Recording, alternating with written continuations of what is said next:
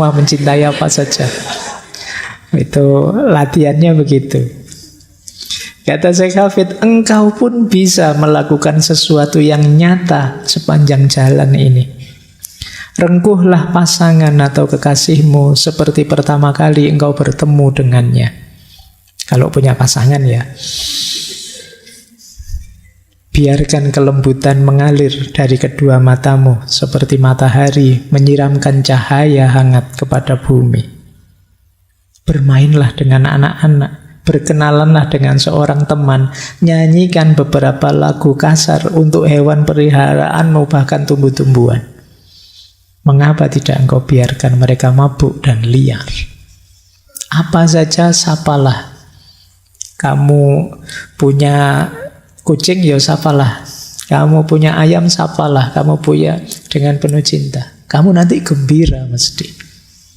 Coba saja. Oke ya. Jadi kalau ada anak-anak diajak bermain, ada anak bermain, kamu gabung, nanti kamu senang. Ada orang yang tidak kamu kenal, kamu kenalan, nanti kamu senang.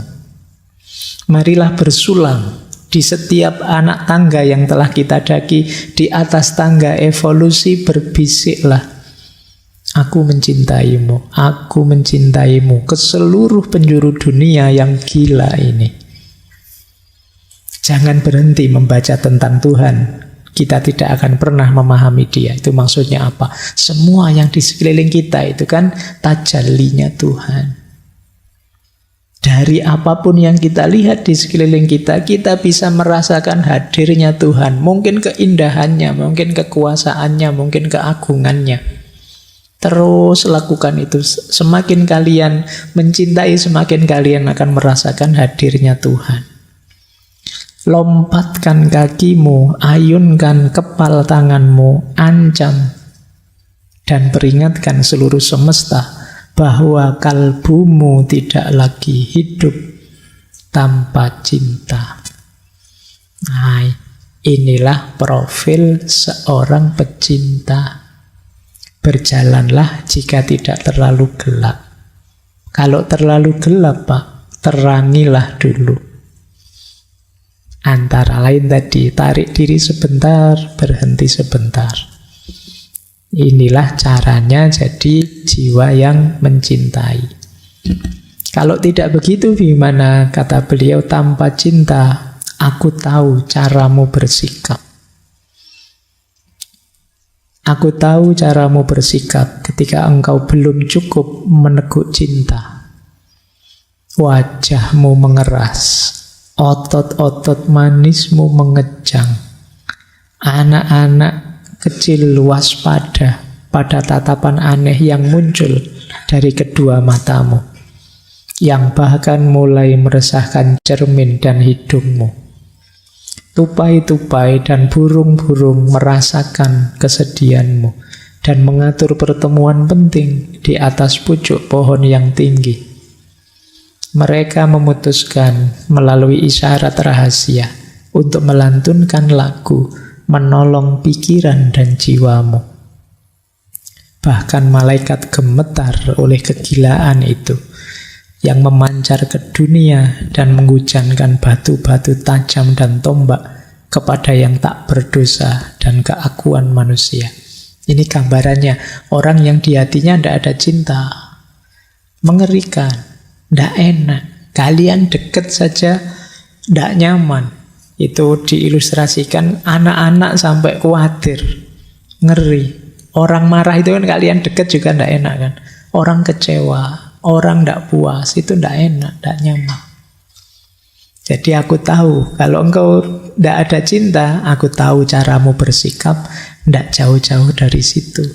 Kata beliau, mungkin saja engkau menyobek setiap kalimat yang diucapkan, setiap kawan dan guru, mencari anak-anak kalimat yang tersembunyi. Engkau mungkin saja menimbang-nimbang setiap kata dalam sebuah ukuran, seperti ikan yang mati. Mungkin saja engkau mengeluarkan penggaris untuk mengukur setiap sudut dalam kegelapanmu. Dimensi-dimensi indah sebuah kalbu yang dulu pernah kamu percaya. Aku tahu caramu bersikap ketika engkau belum meneguk minuman dari tangan cinta. Orang yang tidak ada cinta itu tidak mudah percaya, mudah curiga. Ada apa-apa dia tidak percaya dulu. Saya harus ngerti dulu sampai detail. Tidak bisa menikmati hidupnya. Mengalami apa saja, gayanya dianalisis sampai mendalam. Terus tidak bisa dinikmati. Disuguhi minum misalnya. Minuman ini terbuat dari, itu dipikir sampai dalam detail. Ada orang ngomong, di balik kata-katamu mesti ada kepentingan. Di balik kepentinganmu mesti ini, terus kamu jadi tidak nikmat. Jadi itu orang yang di hatinya tidak ada rasa cinta. Kata Syekh Hafid, itu loh makanya yuk kita menciptakan diri kita berbentuk cinta. Baik, saya lanjutkan ya, ini agak cepat lah biar kamu curhatnya dapat waktu panjang. Puncaknya nanti di sini. Cinta pada Allah, cinta pada Tuhan. Menarik kalimatnya ya. Cinta pada Tuhan itu gimana sih? Aku bahagia meskipun belum punya penjelasan. Aku penuh dengan cahaya, bahkan sebelum langit bisa menyapa matahari atau bulan.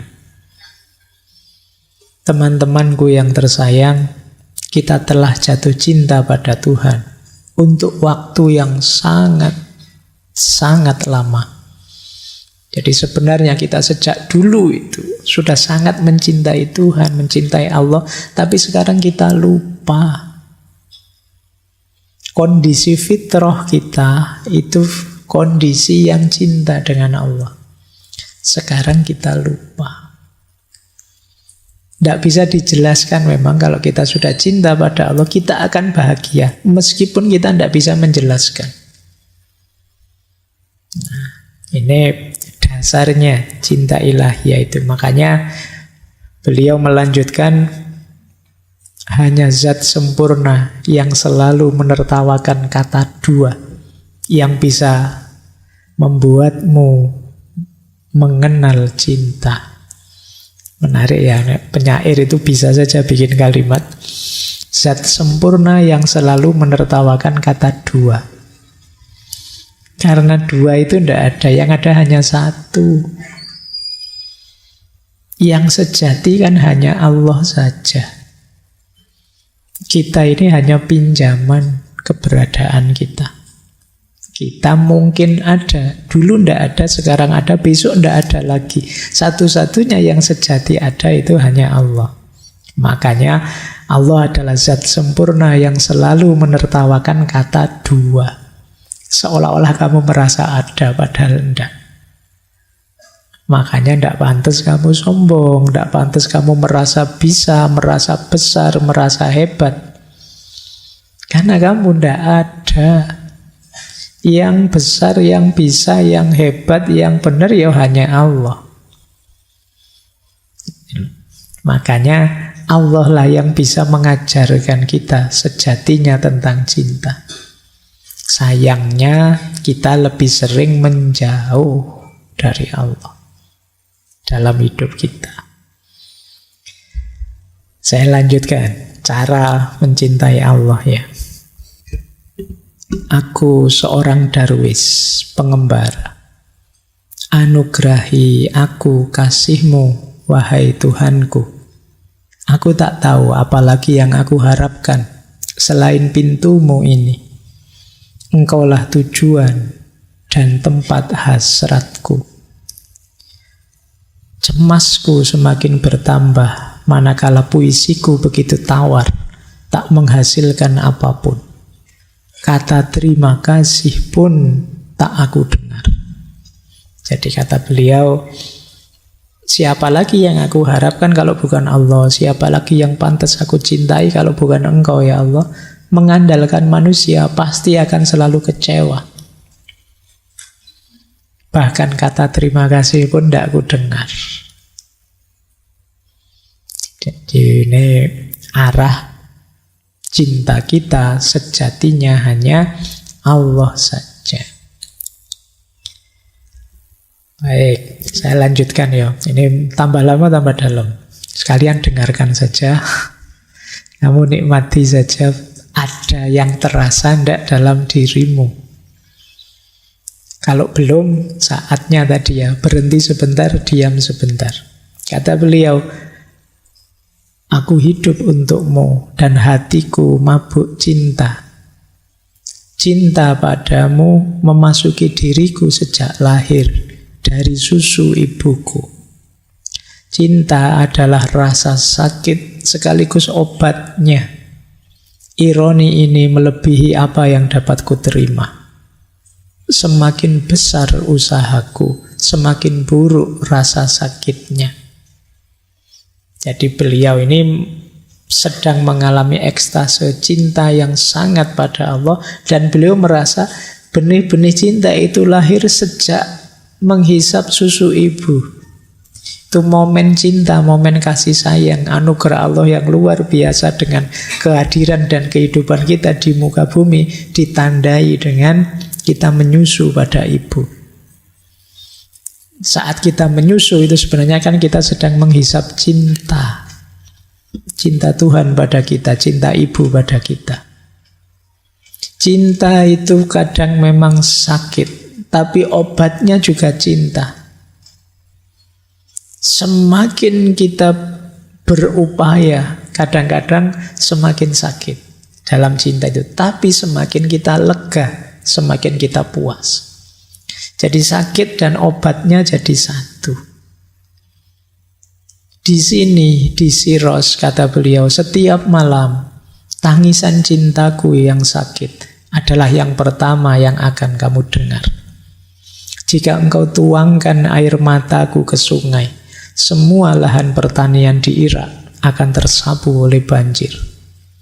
Tadi malam aku bersumpah, aku melihat wajah sang kekasih saat angin bertiup, awan terangkat dan disinari bulan. Wahai Hafid, hati-hatilah. Meskipun kamu mencintai dia, Raja itu maha kuasa dan cintanya dapat merenggut nyawamu. Ini menjelaskan yang depan tadi loh. Cinta itu ya penuh resiko, ya sakit, perlu pengorbanan. Tapi mengatasi rasa sakit itu dengan cinta itu sendiri. Jadi sakit yang kamu cari, karena dibalik rasa sakitnya ada obat. Itulah hakikatnya cinta. Baik, saya agak cepat biar kalian tidak banyak mikir. Karena tadi katanya saya Hafid di awal, jangan belajar cinta dengan nukilan buku logika. Semakin kamu banyak mikir, semakin nanti mungkin kamu bantah ini. Rasakan saja. Terus, tidaklah tentram hidup di bawah kolong langit ini tanpa Tuhan, tanpa anggurnya, bagai sekuntum kembang layu lunglai disapu angin derita. Tuhan, Hafid rindu kepadamu lebih dari Nabi Sulaiman. Hafid rindu padamu walau tangannya tak mendapat apa-apa kecuali angin. Hafid sangat rindu kepadamu. Tuh. Sudah sangat cinta beliau pada Allah. Kalian pernah tidak merindukan Allah? Atau tidak pernah mikir sampai ke sana? Atau sebenarnya kerinduan itu ada, tapi kamu tidak pernah peduli? Betapa jiwamu sebenarnya sangat merindukan Dia. Cuma selama ini teriakan kerinduan itu kamu abaikan. Tidak kamu dengarkan. Kamu tutupi dengan ambisimu, hasratmu, keinginan duniawimu. Makanya beliau bolak-balik bilang, Hafid rindu padamu ya Allah. Kalian boleh nanti malam bilang pada ya Allah, aku rindu padamu. Kalian mungkin bilang kayak gini kadang-kadang hanya kalau pas ada masalah. Itu pun karena kamu ingin Allah hadir ngatasi masalahmu. Kamu sebenarnya tidak butuh Allah, kamu hanya butuh solusi atas masalahmu. Ayo ya kita coba sekali-sekali, yuk kita rindukan hadirnya Allah. Allah saja cukup. Tidak pakai embel-embel apa-apa atau pamrih apapun. Nanti rasakan kedamaian di hatimu. Baik, saya lanjutkan. Di pagi hari, ketika aku mulai terjaga, terjadi lagi, kata beliau, perasaan bahwa engkau kekasih telah berdiri sepanjang malam mengawasiku. Perasaan bahwa segera ketika aku mulai goyah, engkau letakkan bibirmu di dahiku dan menyalakan pelita suci di hatiku. Ini jalan cinta, jalan kerinduan pada Tuhan. Kata Hafidz begini, aku selalu merasa kalau aku sedang tidur, beristirahat, memulihkan tenaga, justru kekasihku Allah kan tidak tidur, yang menjagaku, mengawasiku, sampai kemudian aku bangun lagi. Kalian pernah tidak berpikir sampai ke situ? Allah yang selalu dekat dengan kita, yang selalu mengawasi kita, berarti dialah yang menjaga kita saat kita sedang tidur. Dan itu sangat menyentuh hatinya Hafidz. Setiap kalau bangun tidur, alhamdulillah, terima kasih ya Allah, Engkau yang membuatku tidur, Engkau yang menjagaku saat aku tidur, dan Engkau yang pula yang membangunkan aku. Bahkan kata Hafidz, saat aku mulai goyah, ada masalah ini itu, engkau letakkan bibirmu di dahiku sehingga menyala pelita suci di hatiku. Allah sangat dekat dengan kita. Pasti Allah yang akan menghibur kita, Allah yang akan jadi solusi atas problem-problem kita. Cuma kita sering tidak peduli pada Dia. Kita merasa hebat bisa menyelesaikan masalah, kita lupa yang membuka jalan, menyadarkan kita akan solusi-solusi itu siapa lagi kalau bukan Allah. Allah lah, kalau bahasa syairnya, yang mencium dahi kita sehingga hati kita menyala hidup lagi setelah semula buram, hampir mati. Nah, itu manifestasi cinta. Jadi kesadaran bahwa Allah sangat mencintai kita, pasti Dia selalu mengawasi dan dekat dengan kita. Baik, kita lanjutkan ya. Ini kalimatnya menarik. Satu penyesalanku wahai kekasih, yang aku bertekad tak ingin memilikinya saat aku terbaring di tempat tidur kematianku, yaitu aku belum cukup menciummu. Ini jangan dipakai untuk pacarmu ya. Ini maksudnya cinta pada Allah. Aku khawatir nanti kalau aku sudah meninggal, tapi aku belum cukup mencintaimu, aku belum cukup bersyukur, aku belum cukup membuatmu rela ridho, padahal engkau sudah memberikan segalanya padaku. Baik. Jadi ini juga cara untuk membangkitkan kecintaan kita pada Allah. Jangan sampai Allah sudah memberikan segala keistimewaan pada kita, kita belum cukup bersyukur padanya, kita belum cukup, belum memberikan yang terbaik, yang membuatnya ridho.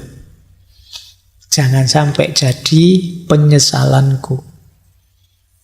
Aku bertekad tak ingin memilikinya. Saat aku terbaring di tempat tidur kematianku, aku belum cukup menciummu. Lanjut. Nah, cinta juga tidak hanya berisi kebahagiaan-kebahagiaan. Ada banyak ujian-ujian. Nah, itu salah satu ujiannya. Beliau pakai kalimat begini. Musuh-musuhku telah menyekapku lama dan menghukum aku dengan kejinya. Musuh kita berarti hal-hal duniawi, ambisi kita, keserakahan kita, iri dengki kita. Tapi cintaku tak berpaling meninggalkan pintu, sebab Tuhan mendengar dan cermat menghitung air mataku.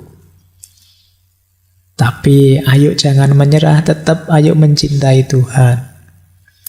Karena itu jangan berduka jika derita datang. Saat tengah malam hatimu karam olehnya, ambil saja Al-Quran, lagu maha abadi, dan baca. Jangan berduka. Ini menarik ya. Jadi ada surat cinta yang sudah disampaikan Tuhan lama pada kita, tapi jarang kita baca. Al-Quran. Jadi kalau kamu sedang sangat galau, malam-malam buka Al-Quran, baca. Para wali kan juga sudah memberi isyarat itu, tombok hati, salah satunya membaca Al-Quran. Nawa itu ya, nanti Ramadan semoga tuntas resolusinya untuk ngaji. Karena biasanya semangatnya awal toh. Malam pertama, kedua, ketiga semangat Pak, saya 3 hari 3 juz, berarti nanti sampai akhir Ramadan khatam 3 kali. Begitu 10 ke atas mulai seret. Mulai 1 juz. 1 khatam sekali juga enggak apa-apa kok Pak. Alhamdulillah. Nanti malam sudah 10 hari terakhir masih jauh, burung khatam-khatam. Yang penting ngaji kan Pak? Aku tidak pernah serius. Ayo ya. Allah menyapa kita itu dengan banyak media, menyadarkan kita lewat banyak ayat-ayat. Ayat itu kan bukti-bukti hadirnya. Yang paling jelas kelihatan ya Al-Quran. Anggaplah kalau kita sedang ngaji, sedang ngobrol, berkomunikasi dengan Allah. Biar semakin khusyuk. Nah, malah di syair ini kita diminta sedang berduka, ada masalah apapun, ambil saja Al-Quran di malam hari, baca. Biar dukamu larut, biar dukamu hilang. Baik, ini karena pecinta juga tidak selalu mulus, kadang ada kesulitan, kadang ada kesedihan, ada penderitaan. Saya lanjutkan. Dari mana penderitaan itu muncul? Dari cinta kita pada dunia. Kata beliau, mari, jangan pada dunia engkau meneguhkan janji. Jangan pada si tua bangga ini engkau menaburkan cinta. Telah 1000 kali dia menjanda. Ini maksudnya apa? Sebelum kita itu sudah sangat banyak orang yang tertipu oleh dunia. Sekarang mereka sudah meninggal. Dunianya jadi janda, ditinggal oleh mereka. Jadi telah 1000 kali dia menjanda. Mari, jangan pada dunia ini engkau mencintai. Wahai elang yang melayang tinggi, jangan pada tikar sembayang engkau terikat, dan dalam zawiyah tempat zikir engkau terkuruk. Bukan di sini tempatmu, terbang. Terbanglah tinggi. Bait yang terakhir ini mengingatkan kita, kalau kita menjalankan amanat agama, beribadah, jangan berhenti pada formalitas buminya. Formalitas bumi itu syarat rukunnya, geraknya, dan lain sebagainya. Iya, diawali dari situ, tapi kamu harus terbang. Kamu harus naik sampai pada Allah, karena hakikatnya itu persembahanmu pada Allah. Itulah caranya mengatasi kegelisahanmu. Jadi jangan tertipu oleh yang dunia, jangan berhenti di dunia. Kamu harus bergerak mentransenden, naik, mendekat, menuju pada Allah. Wah, sudah lebih, saya tadi pinginnya jam 9. Lanjut ya. Ini mungkin beliau agak jengkel, orang-orang ini dikasih syair tinggi-tinggi ya ruwet saja, tidak mau patuh-patuh. Kata beliau begini, sudahlah, semestinya kita sederhanakan pembicaraan spiritual sekarang. Gambarannya begini, kata beliau, Tuhan sedang menjual sesuatu padamu, tetapi engkau tidak mau membelinya. Allah menawarkan ini, menawarkan itu, mengajakmu ini, mengajakmu itu. Karena cintanya dia pada kita, tapi kita tidak respon. Kita tidak mau membelinya. Kata Syekh Hafid, itulah deritamu. Tawar-menawarmu yang menakjubkan, teriakanmu yang tanpa ukuran tentang harganya, itulah deritamu. Kita itu selalu mikir kepentingan duniawi kita. Allah memberi yang lebih utama, lebih luar biasa, tapi kita hanya minta yang duniawi. Allah, yang penting saya ini, yang penting saya itu, duniawi semua. Kata Syekh Hafid, tawar-menawarmu itu kok menakjubkan ya. Nawar terus, selalu kepentinganmu yang kamu dulukan. Kamu dicintai sedemikian rupa, tapi engkau jual mahal. Allah menawarimu apa-apa, engkau tolak. Engkau hanya minta keinginan duniawimu saja. Nah, masalahnya di sini, kata Syekh Hafid. Intinya hanya ini sebenarnya. Maka yuk kita mulai sadar ya. Allah sudah banyak menawarkan macam-macam kebaikan, keutamaan dan lain sebagainya. Jangan ditawar. Beli saja, ambil saja. Di situ tersembunyi rahasia-rahasia kemanfaatan, keberkahan hidup. Terakhir, setelah ini tanya jawab. Agak lewat 15 menit. Nah, ini saya tutup dengan syair ini ya. Jadi ini ceritanya menarik. Setelah Syekh Hafid meninggal, beliau meninggal 1390. Beliau lahir 1314. Saat beliau meninggal itu para ulama berdebat karena ada yang menganggap beliau musyrik, ada yang membuat beliau kufur karena gagal memahami puisi-puisi beliau. Tapi ada juga yang tahu beliau ini wali, harus kita hormati. Jadi setelah beliau meninggal itu ada perdebatan. Ini kita hormati atau tidak jenazah ini. Akhirnya ini cerita ya. Terus dibuat undian. Sudahlah gini saja kita undi. Sekarang coba ambil kitab kumpulan syair dari Syekh Hafid ini. Kemudian kita buka. Di halaman mana atau puisi yang mana, syair yang mana yang muncul dan maknanya apa, berarti itu yang kita ambil. Nah, pas dibuka syair ini yang keluar. Jadi pas diundi keluar syair ini. Isinya kalau dalam bahasa Arab begini. La tu'akhir qadamaka au tataraddat an janazati Hafid fahuwa hurikun fil ismi walakinnahu dhahibun ilal jannati. Ini syair kan, syair-syairnya Hafid sendiri, berarti sebelumnya beliau sudah pernah menulis syair seperti ini. Ini mungkin juga menunjukkan kerendah hatian beliau merasa jadi orang yang berdosa. Jadi kata beliau, jangan engkau tunda kakimu melangkah. Jangan ragu atas jenazah Hafid. Dia tenggelam dalam dosa, tetapi ia pulang ke surga. Ini pas syair ini yang diambil ya berarti ya sudah. Berarti beliau memang orang baik, orang lurus, orang benar. Nah itu ceritanya begitu. Baik, saya kira itu ya teman-teman malam hari ini. Jadi kita main rasa ya, belum main akal. Meskipun judulnya ngaji filsafat.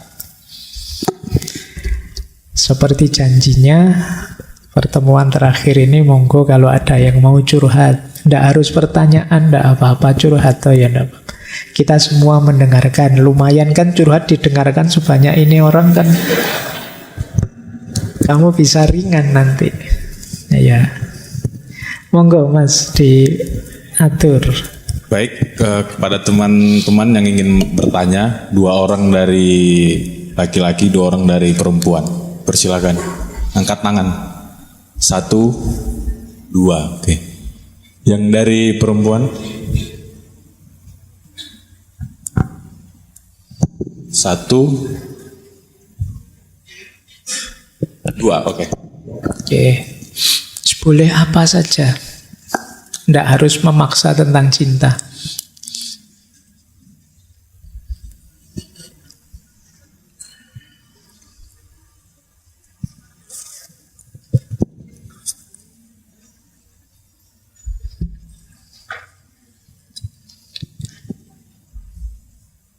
Tes, cek. Baik. Assalamualaikum warahmatullahi wabarakatuh. Waalaikumsalam. Izin bertanya Pak Faiz. Itu kan kita dalam masalah cinta itu tidak bisa kita mengenalnya dengan logika kan ya. Bahkan salah satu contohnya dalam cinta kita kepada Tuhan itu dicontohkan oleh bagaimana bagaimana Ibrahim dan Ismail gitu. Bagaimana Ibrahim sebagai seorang ayah, ia harus dengan teganya berani menyembelih anaknya, dan Ismail pun harus dengan rela siap untuk disembelih oleh ayahnya itu sendiri. Sedangkan tadi salah satu unsur daripada cinta itu sendiri, kita harus memperhatikan sisi humanistiknya gitu, atau humanismenya itu sendiri. Dan juga kita kan sekarang sering digembor-gemborkan dengan kemanusiaan gitu. Sedangkan di satu sisi cinta itu juga sendiri adalah sebuah puncak kebahagiaan gitu. Nah itu seperti apa gitu? Apakah justru memang cinta ini kita harus secara maksimal habis-habisan untuk memperjuangkannya, atau juga perlu untuk dikendalikan sedikit mungkin oleh akal agar tidak sampai seperti mungkin Laila Majnun, atau mungkin juga kita saja yang tidak bisa untuk sampai kepada tahap seperti itu gitu. Nah, terima kasih. Assalamualaikum warahmatullahi wabarakatuh. Waalaikumsalam. Langsung saja yo Mas, biar ndak lupa ya. Ndak apa-apa ya. Kuatirnya lali. Biar jawabnya bisa singkat-singkat. Kalau langsung 5 apa 4 nanti jawabnya panjang, kamu bosan. Jadi begini, cinta itu yang pertama-tama tetap hubungannya dengan rasa ya. Di situ ada unsur namanya passion. Kalau itu kamu sudah jatuh cinta, itu sebenarnya otomatis dirimu tergerak menuju yang dicintai. Ingin memberikan apapun yang membahagiakan yang dicintai. Jadi bedakan cinta dengan komitmen ya. Kalau itu hanya komitmen, saya dengan kalian karena saya diposisikan jadi dosennya saya ngajar berarti terpaksa. Ini komitmen saja. Tapi kalau saya cinta kalian, saya tidak harus terpaksa. Kalau ngajar kalian, saya siap saja, ayolah. Kenapa? Saya sudah cinta dengan kalian. Jadi orang yang jatuh cinta itu biasanya apa yang dia lakukan motifnya adalah ingin membahagiakan yang dicintai. Dan ingin membahagiakan itu tentu saja kemudian dia harus mengorbankan beberapa hal, waktunya, tenaganya, mungkin biayanya. Dan di balik itu nanti mesti ada unsur-unsur tambahnya, kayak tadi Nabi Ibrahim mungkin kekasihnya Allah yang sangat cinta dengan Allah, di situ dia percaya, di situ dia yakin, di situ dia mantap dengan cintanya. Sehingga karena yang merintah yang dicintainya, dia dijalankan begitu saja, tidak pakai berpikir panjang. Nah, itu cirinya orang jatuh cinta. Jadi kalau kalian sudah jatuh cinta, pasti kamu akan jatuh dalam tanda petik. Maka kata Khalil Gibran, ya kalau cinta memanggilmu, kamu ikuti saja. Meskipun pahit, meskipun sakit. Karena kalau kamu tolak, akan jauh lebih sakit. Saya pernah ada yang tanya, Pak, enaknya mahasiswa itu pacaran dulu atau tidak? Semasa kuliah. Ya saya jawab, jawabannya tidak bisa kaku harus pacaran dulu atau tidak. Kamu boleh punya prinsip, Pak, saya kuliah saja tidak pacaran. Tapi begitu kamu jatuh cinta, kamu tidak akan bisa menolak. Kalau kamu tolak, akan sangat besar energi yang kamu pakai untuk menolak. Jadi kalau belum jatuh cinta, gembiralah, nikmati kuliahmu. Tapi kalau sudah jatuh cinta, ya kamu harus cari jalan untuk menghidupkan cinta itu. Kalau tidak, akan lebih menyusahkan kuliahmu. Ya kuliah sambil ngempet iki ya abot. Kamu sambil nulis makalah sambil terbayang-bayang ya berat juga itu. Nah, itu ya. Maka kemudian kalau kita belajar filsafat cinta kemarin, jangan berhenti di jatuh cinta. Jangan berhenti di falling in love. Lanjutkan ke standing for love. Lanjutkan ke yuk belajar mencintai yang baik. Biar kita tahu cara membahagiakan orang yang kita cintai. Biar on the right track. Kadang-kadang karena dorongan jatuh cinta tadi, apapun yang dia minta kita berikan, kita tidak sadar. Di antara yang dia minta mungkin ada yang membahayakan dia justru. Di situ pentingnya standing for love. Jadi mengekspresikan cinta secara positif. Yang itu boleh teman-teman balik belajar dulu, antara lain Erich Fromm.